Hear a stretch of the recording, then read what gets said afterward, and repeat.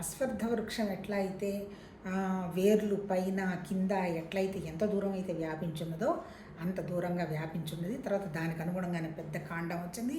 ఆ చెట్ల నిండా ఉన్నటువంటి ఆకులనేవి వేదాలు. ఆ తర్వాత ఇదేంటి, ఈ చెట్టు అనేది నాశనం అవనే అవ్వదు అనేటువంటి విషయంగా చెప్తాడు. ఈ చెట్టును మళ్ళీ ఇంకో దేంతో పోల్చి చెప్పాడు, మన సంసారం అనేటువంటి విషయంగా చెప్పాడు. అంటే అర్థమైంది, ఇది ఎప్పుడు మొదలైందో తెలియదు, ఎప్పుడు అంతం అవుతుందో తెలియదు, ఇది నాశరహితం అన్నాడు. కాకపోతే మరి దీంట్లో నుంచి మనం బయటపడాలంటే ఏం చెప్తాడు అంటే, దీన్ని కనుక నువ్వు ఆ వేదాలంటే ఏంటి, ఆ జ్ఞానాన్ని కనుక నువ్వు అర్థం చేసుకున్నావు అంటే అప్పుడు నువ్వు బయటపడతావు సంసారంలో నుంచి.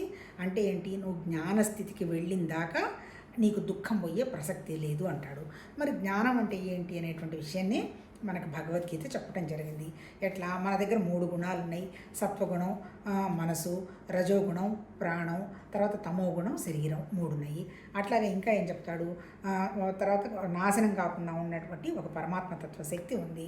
ఆ శక్తి నుంచి వచ్చిందే ప్రకృతి, అది మన దగ్గరే ఉంది. అంటే మనము ప్రకృతి, పంచభూతాలతో తయారైన వాళ్ళమే. తర్వాత మన కంటికి కనపడుతున్న ప్రతిదీ ప్రకృతి. ఇది గ్రహిస్తున్నది ఎవరు, మనస్సు. ఎలా గ్రహించగలుగుతోంది, దీనికి జీవ చైతన్యం ఉంది కాబట్టి. ఈ జీవ చైతన్యం ఎక్కడిది, పరమాత్మతత్వ శక్తి. కానీ ఇదేమైంది, ఈ 3 గుణాలు పెట్టుకొని, కోరికలు పెట్టుకొని నేనే జీవుణ్ణి అనేటువంటి భావంతో దుఃఖపడుతుంది. ఇప్పుడు భగవతత్వం చెప్పింది ఏంటి, భగవద్గీత, నేను జీవుణ్ణి అనుకున్నంతకాలం నీకు బాధ తప్పదు. ఇప్పుడు నువ్వు చేయాల్సింది ఏంటి, నీకు జీవత్వం ఉన్నది, ఎవరి వల్ల ఉన్నది, భగవతత్వం వల్ల ఉన్నది. అందుకని నీకు భగవతత్వానికి ఏమన్నా తేడా ఉందా, లేదు. కాబట్టి నువ్వు కూడా ఆ స్థితికి నువ్వు ప్రాసెస్ చెయ్యి అంటాడు. ఏంటి ఆ స్థితి, భగవతత్వ స్థితిలో ఏముంది, నామం లేదు అంటే ఆలోచన లేదు, రూపం లేదు, కోరిక లేదు, సంకల్పం లేదు, వికల్పం లేదు అంటే నిర్వికల్ప స్థితి. ఆ తర్వాత ముక్కలుగా లేదు, అది అఖండం.